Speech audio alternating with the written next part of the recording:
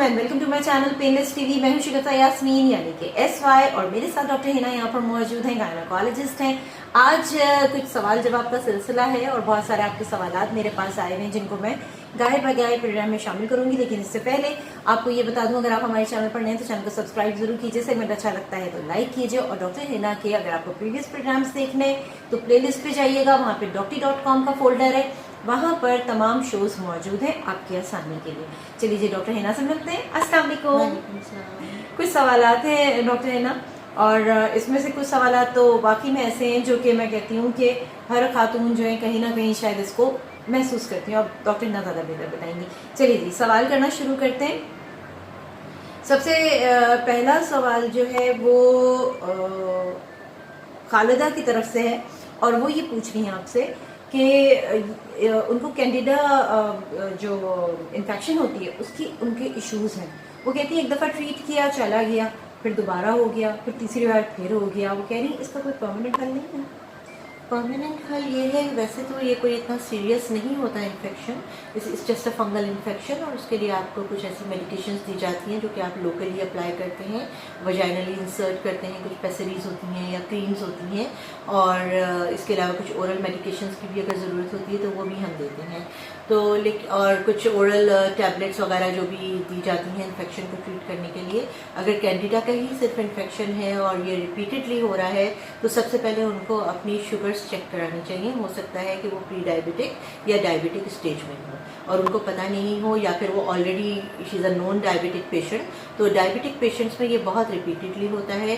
Secondly, ये during pregnancy बहुत repeatedly होता है, क्योंकि जब पेशेंट डायबिटिक होती है या प्रेग्नेंट होती है या कोई ऐसी इलनेस होती है जैसे कुछ कैंसरस कंडीशंस होती हैं या कोई ऐसी, इसमें डरने की बात नहीं है, मतलब कि बहुत अनकॉमन ये होता है। मेरा कहने का मतलब ये है कि इम्यूनिटी जहाँ बहुत ज़्यादा सप्रेस हुई होती है, कुछ ऐसे इन्फेक्शंस होते हैं, STIs होते हैं, या डायबिटिक कंडीशन होती है या प्रेग्नेंट कंडीशन होती है, इन सब कंडीशन में इम्यूनिटी बहुत ज़्यादा सप्रेस हुई होती है पेशेंट की, तो उसमें रिपीटेड फंगल इन्फेक्शंस होने के चांसेस बहुत ज़्यादा बढ़ जाते हैं। तो इनको अपने आप को इवेलुएट करवाना चाहिए, इनको देखना चाहिए कैंडिडा के अलावा कोई और इन्फेक्शन तो नहीं है।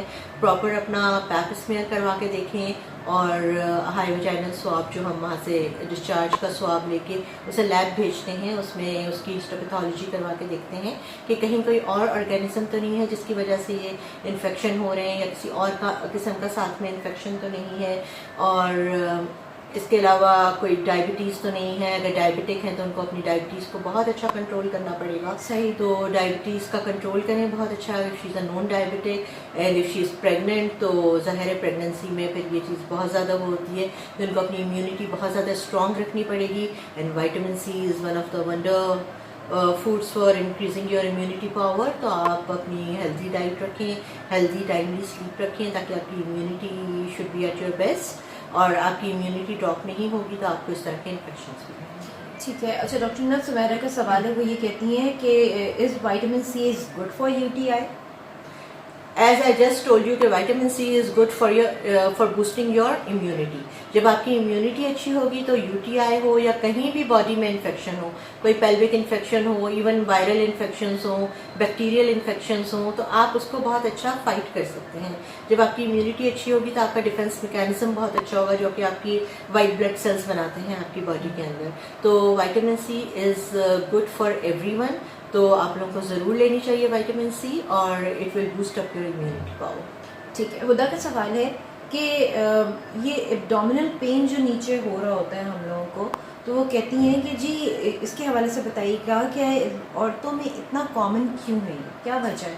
एब्डोमिनल पेन औरतों में बहुत ज़्यादा कॉमन इसलिए है कि सबसे पहले तो उनके बहुत ज़्यादा रिप्रोडक्टिव ऑर्गन्स जो हैं, जो फीमेल जेनाइटल ट्रैक्ट है, वो स्टार्ट हो रहा होता है नीचे पेल्विस से, जहाँ लोअर एब्डोमेन जिसको कहते हैं, वो पेल्विक एरिया होता है, पेल्विक गर्डल का एरिया होता है। वहाँ पे मोस्ट इम्पॉर्टेंट रिप्रोडक्टिव ऑर्गन्स होते हैं, जिसमें यूट्रस होता है, ओवरीज होती हैं, फेलोपियन ट्यूब्स होती हैं, और वहीं पे सारा ओव्यूलेशन का प्रोसेस चल रहा होता है। अगर प्रेगनेंसी होनी होती है तो उसी एरिया में pregnancy, fertilization, implantation of the foetus, ये सब चीज़ें हो रही होती हैं। प्रेगनेंसी नहीं होती तो फिर वो एक साइकिल चलती है, तो वो it ends up in a menstrual flow, यानी कि मेंस्ट्रुएशन हो जाती है, तो वो भी उसी एरिया में ये सारे प्रोसीजर्स चल रहे होते हैं। तो एज अ रिजल्ट जितने भी हार्मोन्स होते हैं, रिप्रोडक्टिव हार्मोन्स स्पेशली, उसी पेल्विस के एरिया में ही सारा अपना काम कर रहे होते हैं, उनके सारे फंक्शंस वहीं होते हैं।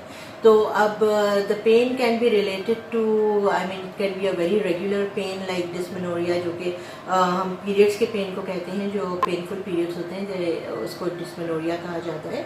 और उससे लेकर वो अब बहुत सारी ऐसी चीज़ें होती हैं कि हो सकता है कोई एबनॉर्मेलिटीज़ हों, और जैसे ओवरीज में कोई इश्यूज होते हैं, there are different pelvic infections, जिसकी वजह से पेल्विस में हर वक्त जो लोअर एब्डोमिनल पेन है, लोअर एब्डोमेन है, उसमें हर वक्त पेन रह सकता है due to different infections of the uterus, fallopian tubes, even ovaries. यहाँ पे और भी कुछ समटाइम्स इवन आपके रिलेटेड ऑर्गन्स होते हैं, गट होती है, तो वहाँ उसकी वजह से भी कुछ इन्फेक्शंस हो रहे होते हैं। इवन योर अपेंडिक्स थोड़ा सा लोअर एब्डोमेन की तरफ होता है, तो sometimes even pain can be due to appendicitis.